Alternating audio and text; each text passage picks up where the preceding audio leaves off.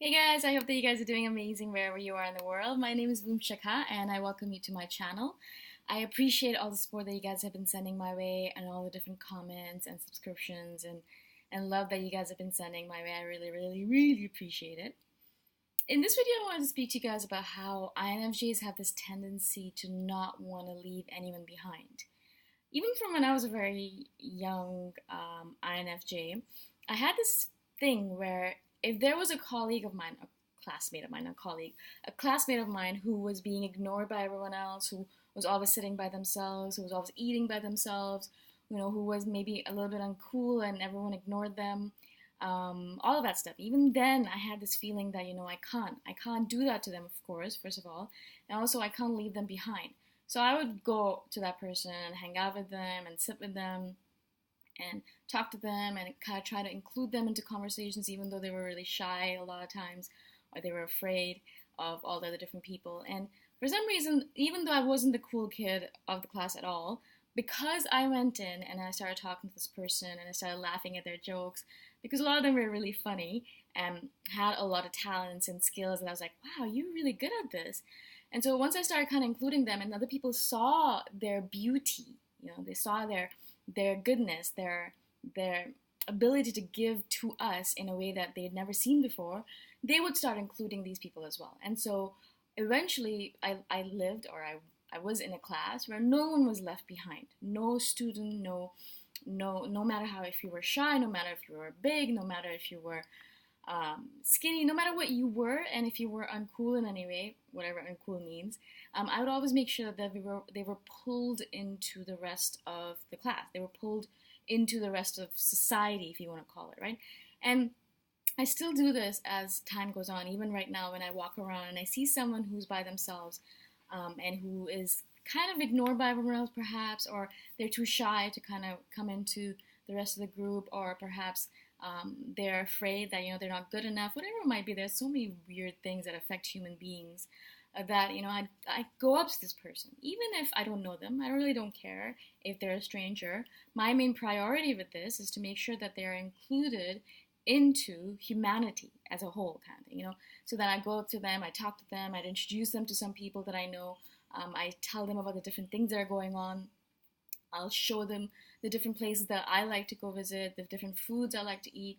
And after a half an hour or 45-minute conversation, it doesn't have to be very long, I've given to this person enough ammunition, enough gumption perhaps, that they can go out and talk to different people. They already have met some people, so they can have friends. They don't have to be alone anymore. Now, of course, a lot of times these people want to be alone, and I'll instantaneously be able to gauge that as soon as I say hello and how enthusiastic they are with their hellos back to me. Some people just want to be left alone, and that's cool. That's absolutely fine with me. I understand that, because I just want to be left alone sometimes too. But a lot of times I'm kind of gauging to see if these people actually want to be left alone, or are they left alone and they don't want to be alone. They want to be surrounded by people, but they're afraid to make that first move. As adults, I think a lot of us are afraid of being judged, of being rejected, so we don't actually make that first move, even if it's not in a relationship, even if it's just as a friendship, or even if it's just that we're sitting around with a group of people and we just have to say hello, and as soon as we say hello, they're all going to include us automatically, but we're just afraid to make that first move. And so for some reason, I have this weird thing where I have to make sure that I go in and help this person help them integrate into the rest of the crowd that's around them. Right? I think of it as my duty, because I know that I am an extrovert in a way where I'm not afraid to speak to strangers. I'm not afraid to talk to them. I'm not afraid to introduce them to people. I'm not afraid of all that stuff. I used to be when I was a child, of course. Oh my God, I used to be one of those people actually when I was younger, where I was afraid to talk to people, and I was always the one who was left alone. And I know how much it meant to me when someone else would come up to me and say, "Hey, you new here? Do you want me to show you around, or I'll introduce you to some people, or how are you, or look at this candy that I have," or something like that. Just to kind of how kids do it. And I appreciated so much that person who did that for me, and I know how much it means to anyone who gets that gets that inclusion happening, because so many people, first of all, are ignored, which I hate. I cannot do that. But more than that, they're they're left to their own devices. They're just left because they're not cool enough. They don't dress in the way that we dress, or they don't have enough money, or they're poor, or they're rich, or they're this or that. We have so many weird reasons that we exclude people from our group. And so I make a resolution every single time I move through the world that if I see someone who's lonely, who's alone, who needs a little bit of peace or solace or a little bit of love, I'll make sure that I take on that responsibility for myself. It's not something that I do in order to get accolades. I'm not doing it to get praise. I'm not doing it so that this person can, give me money, of course.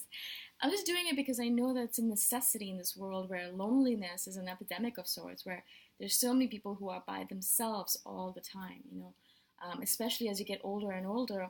I've noticed that the older you get, right now I'm in my prime, so it's fine. Like, I never get ignored. People look at me, people want to hang out with me, blah, blah, blah. But I've noticed this when women get to a certain age, or men get to a certain age, when people get to a certain age, they're kind of ignored as if they don't matter anymore. People always want to hang out with young people. People always want to hang out with hot people. People always want to hang out with beautiful people. And all the others that are not, they don't fall into these categories. All the people who are really old, or who are perhaps a little bit emaciated, or a little bit, as you get older, you get a little bit different. They are kind of ignored as if they don't even exist, as if they're not even human anymore.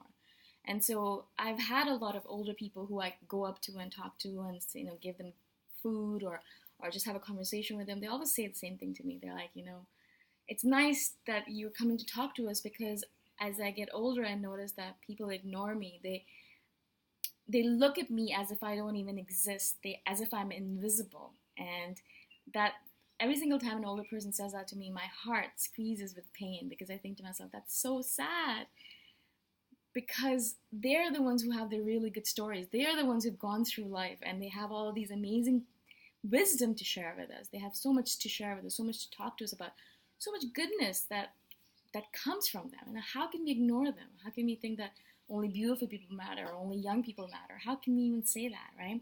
And every single time I sit down with an older person, older gentleman or older lady, and I sit with them and I chat with them, oh my God, so much fun. They have such a great sense of humor. They have all these amazing stories to share with me.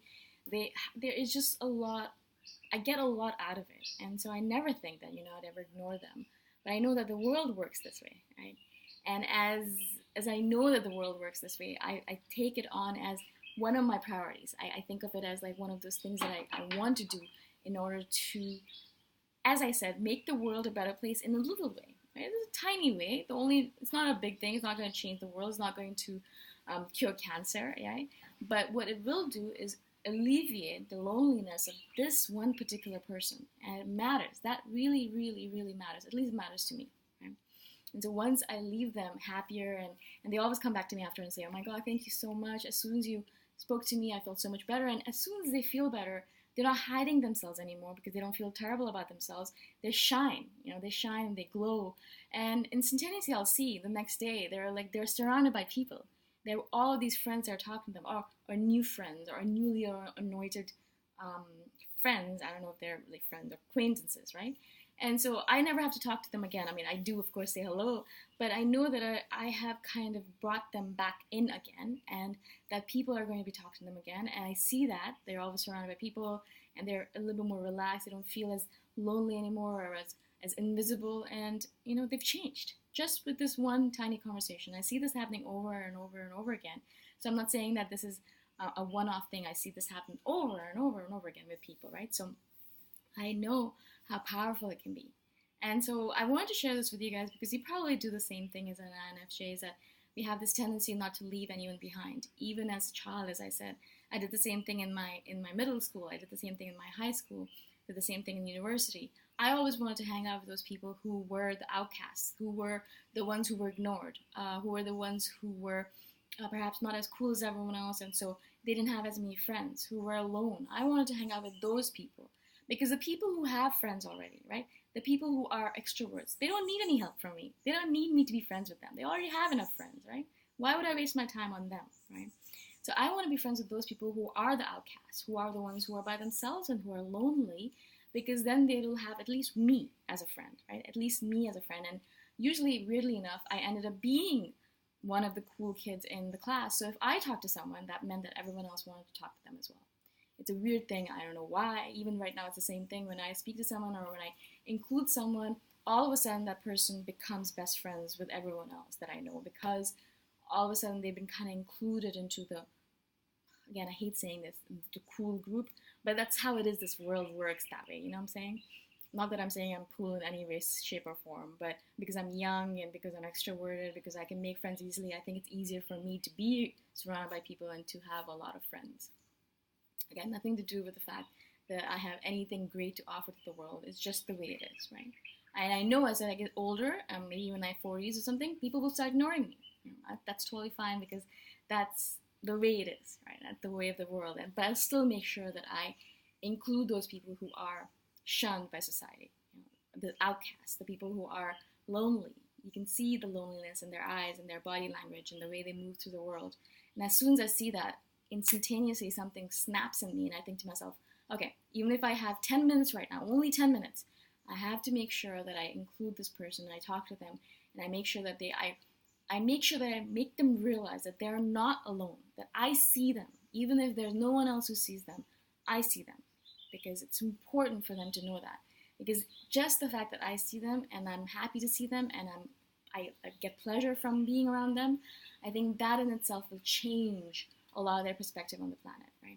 We don't need 100 people to like us. We just need that one person to notice us, that one person to talk to us, that one person to tell us that we are worthy, and that's it. The whole world switches around, right?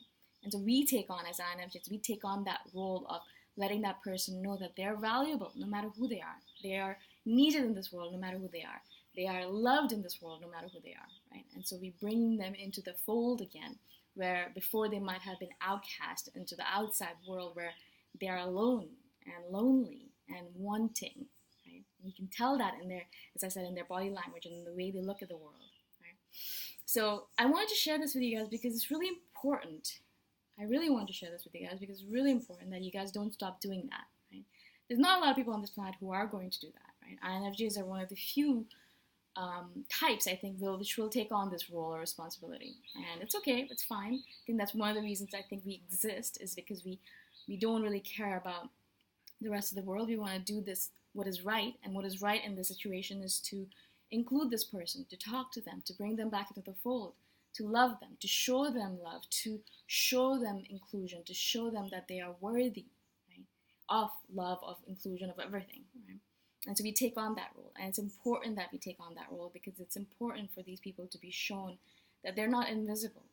We want to make them visible. We want to bring them back into the fold. I've said this again and again, but it's really important that we do that, and it's really important that we realize that it matters. It matters. It matters to that one person, and every single time we bring that person in and we change that person's vibration, we're changing the vibration of the entire universe. We're raising the vibration of the entire universe. And that, as I said, matters a lot. Okay. Again, thank you so much for watching. Thank you for being on my channel. If you guys have any questions at all, please message me anytime.